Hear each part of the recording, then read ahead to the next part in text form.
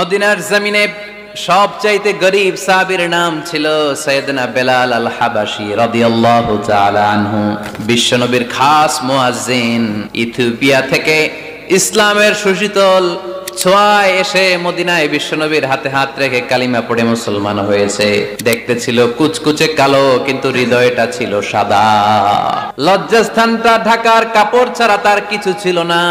ওই বেলাল রাদিয়াল্লাহু তাআলা আনহুকে ডেকে বিশ্বনবী বললেন, আনফিক ইয়া বেলাল, ও বেলাল তুমিও আল্লাহর রাস্তায় দান করো। যে বেলাল রাদিয়াল্লাহু তাআলা আনহু লুঙ্গিটা পরা ছাড়া আর কোনো সম্পদই ছিল না, এই লুঙ্গিটাই সম্পদ, আর কিচ্ছু না। ওই বেলালকে বিশ্বনবী বলেছেন, দান করো বেলাল, কিপটামি করো না।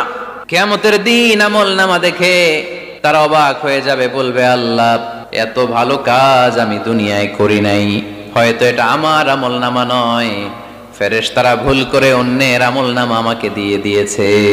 আল্লাহ বলবেন না আমার ফেরেশতারা ভুল করে না। ফেরেশতারা ভুল করে নাকি? তোমার আমল নামাই তোমার হাতে পৌঁছেছে। দানকারী বলবে আল্লাহ এত ভালো কাজ আমি করি নাই, কি করে এত আমলের পাহাড়।